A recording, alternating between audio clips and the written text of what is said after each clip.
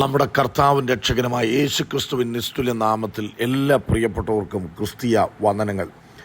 വെളിപ്പാട് പുസ്തകം 3-ാം അധ്യായം അതിൻ്റെ 8-ാമത്തെ വാക്യം. ഞാൻ നിൻ്റെ പ്രവൃത്തി അറിയുന്നു, ഇതാ ഞാൻ നിൻ്റെ മുൻപിൽ ഒരു വാതിൽ തുറന്നു വച്ചിരിക്കുന്നു, അത് ആർക്കും അടച്ചുകൂടാ. നിനക്ക് അല്പമേ ശക്തിയുള്ളൂ, എങ്കിലും നീ എൻ്റെ വചനം കാത്തു എൻ്റെ നാമം നിഷേധിച്ചിട്ടില്ല. പുതിയ നിയമത്തിലെ ഏക പ്രവചന ഗ്രന്ഥമാണ് വെളിപ്പാട് പുസ്തകം എന്ന് പറയുന്നത്. നിത്യത മുതൽ നിത്യത വരെയുള്ള കാര്യങ്ങൾ വിശുദ്ധ തിരുവെഴുത്തിൽ രേഖപ്പെടുത്തിയിരിക്കുമ്പോൾ മുന്നോട്ടുള്ള ഭാവിയിൽ എന്ത് സംഭവിക്കാൻ പോകുന്നു, എങ്ങനെയായിരിക്കും ദൈവം കാര്യപരിപാടികൾ ക്രമീകരിച്ചിരിക്കുന്നത് എന്നുള്ളത് നമുക്ക് മനസ്സിലാക്കി തരുന്ന പ്രവചന ഗ്രന്ഥമാണ് വെളിപ്പാട് പുസ്തകം. വെളിപ്പാട് പുസ്തകവും ദാനിയേൽ പ്രവചനവും തമ്മിൽ അഭേദ്യമായ ബന്ധമുണ്ട്. ദാനിയേൽ പ്രവചനം മുദ്രയിടുവാൻ പറഞ്ഞിരിക്കുമ്പോൾ വെളിപ്പാട് പുസ്തകം മുദ്രയിടുവാൻ പറഞ്ഞിട്ടില്ല. അത് വായിച്ച് ഗ്രഹിച്ച് കാര്യങ്ങൾ മനസ്സിലാക്കി സൂക്ഷ്മതയോടുകൂടെ നമ്മൾ ജീവിക്കേണ്ടതിന് കർത്താവ് നമുക്ക് ഈ കാര്യങ്ങളെല്ലാം വെളിപ്പെടുത്തി തന്നിരിക്കുകയാണ്. വെളിപ്പാട് പുസ്തകം 2-3 അധ്യായങ്ങളിൽ ആസിയയിലെ ആധുനിക തുർക്കിയിൽപ്പെട്ടതായ സ്ഥലങ്ങളാണ്. 7 സഭകൾക്കുള്ളതായ ദൂതാണ്. അതിൽ 5 സഭയോടുള്ള ബന്ധത്തിൽ അവരുടെ നന്മയും തിന്മയും പറയുമ്പോൾ കർത്താവിന് വളരെ പ്രശംസാർഹമായിട്ടുള്ള കാര്യങ്ങൾ പറയുവാൻ കഴിയുന്ന 2 സഭയാണ് സ്മുർണ്ണയിലെ സഭ, ഫിലദൽഫിയയിലെ സഭ. ഫിലദൽഫിയ എന്ന വാക്കിൻ്റെ അർത്ഥം സഹോദര സ്നേഹമെന്നാണ്. ഓരോ സഭയ്ക്കും കർത്താവ് തന്നെ പരിചയപ്പെടുത്തുന്നത് ആ സഭയുടെ സ്വഭാവം പെരുമാറ്റങ്ങൾ മനസ്സിലാക്കിക്കൊണ്ട് തന്നെയാണ് കർത്താവ് തന്നെ പരിചയപ്പെടുത്തുന്നത്. വിശുദ്ധനും സത്യവാനും ദാവീദിൻ്റെ താക്കോലുള്ളവനുമായി ആരും അടയ്ക്കാതെ വണ്ണം തുറക്കുകയും ആരും തുറക്കാതെ വണ്ണം അടയ്ക്കുകയും ചെയ്യുന്നവൻ അരുളി ചെയ്യുന്നത്.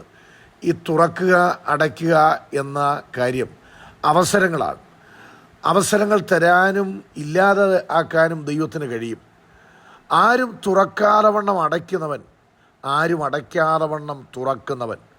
ദൈവം തുറന്നാൽ ആർക്കും അടയ്ക്കാൻ കഴിയില്ല, ദൈവം അടച്ചാൽ ആർക്കും തുറക്കുവാൻ കഴിയില്ല.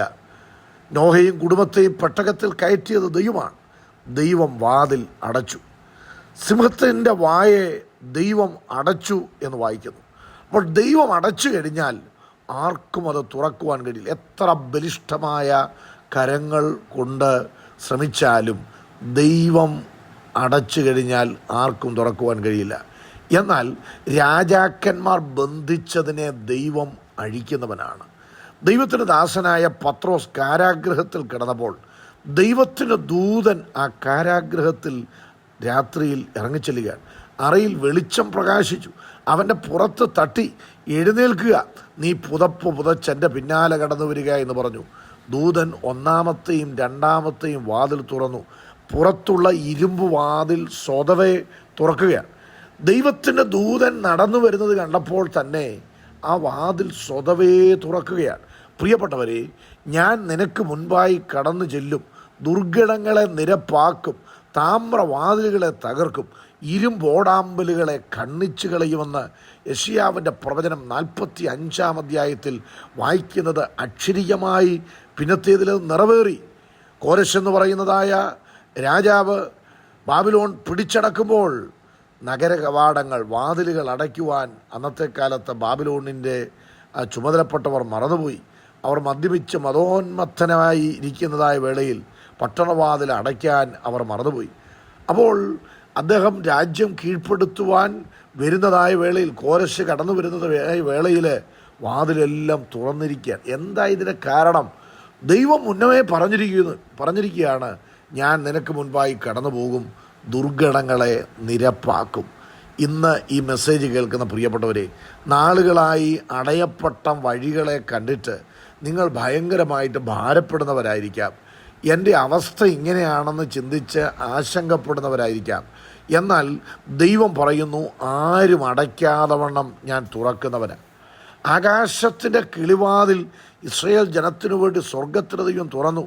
അകമ്പടി നായകൻ പറയുകയാണ്, ആകാശത്തിൻ്റെ കിളിവാതിൽ തുറന്നാലും ഈ ക്ഷാമം മാറില്ല, ഈ ഞെരുക്കം മാറില്ല. എന്നാൽ ഒറ്റ രാത്രി കൊണ്ട് സ്ഥിതികൾക്ക് ദൈവം മാറ്റം വരുത്തി. അവർ കണ്ടതുപോലല്ല ദൈവത്തിൻ്റെ പ്രവൃത്തി വെളിപ്പെട്ട് കഴിഞ്ഞപ്പോൾ ശമരിയുടെ പടുവാതുക്കൽ ശേക്കലിന് 1 സെയായിക്ക് ഗോതമ്പുമാവും 2 സെയായിക്ക് യവവും വിൽക്കത്തക്ക നിലയിൽ വിശാലതകൾ ദൈവം വരുത്തുവാനിടയായി. ദൈവം തൻ്റെ ജനത്തിൻ്റെ സ്ഥിതിക്ക് മാറ്റം വരുത്തുന്നവനാണ്. ദൈവം തൻ്റെ ജനത്തിൻ്റെ സ്ഥിതിക്ക് മാറ്റം വരുത്തുമ്പോൾ യാക്കോബ് സന്തോഷിക്കുകയും ഇസ്രയേൽ ആനന്ദിക്കുകയും ചെയ്യും. ഏതെങ്കിലും തടസ്സങ്ങളോ പ്രതിസന്ധികളോ കണ്ടുകൊണ്ട് നിങ്ങൾ ഭാരപ്പെടുന്നവരാണെങ്കിൽ ഇന്ന് രാത്രി പരിശുദ്ധാത്മാവ് ഈ പ്രഭാത സമയത്ത് പറയുകയാണ്, ഞാൻ നിനക്ക് മുൻപായി പോകും. ആർക്കും അടയ്ക്കാൻ കഴിയാത്ത വഴികൾ ഞാൻ നിനക്ക് വേണ്ടി തുറക്കും.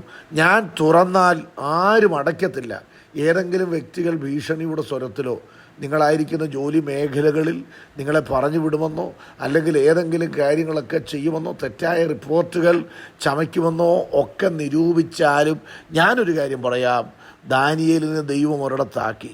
അവൻ അവിടെ എത്ര നാൾ തുടരണമെന്ന് തീരുമാനിച്ചത് ഏതെങ്കിലും ബാബിലോണിലെ അധ്യക്ഷന്മാരല്ല. ദാര്യാവേശിൻ്റെയും കോരശിൻ്റെയും വാഴ്ചക്കാലം വരെ അവനവിടെ ശുഭപ്പെട്ടിരുന്നു എന്ന് വായിക്കുമ്പോൾ അവൻ്റെ മുൻപിൽ തുറന്ന വാതിൽ ദൈവത്തിനല്ലാതെ ആർക്കും അടയ്ക്കാൻ കഴിയില്ല. നിങ്ങളെ നിർത്തിയ ഇടത്ത് ഫലരഹിതരാക്കും, നിഷ്പ്രയോജനരാക്കും, പലതും നഷ്ടപ്പെടുത്തി കളയുമെന്ന് ശത്രു വെല്ലുവിളിക്കുമ്പോൾ ദൈവം നമുക്ക് വേണ്ടി എഴുന്നേറ്റ് പ്രവർത്തിക്കും. ദൈവത്തിൻ്റെ പ്രവൃത്തി കാണാം. ഈ വചനങ്ങളാൽ ദൈവം നമ്മെ അനുഗ്രഹിക്കട്ടെ.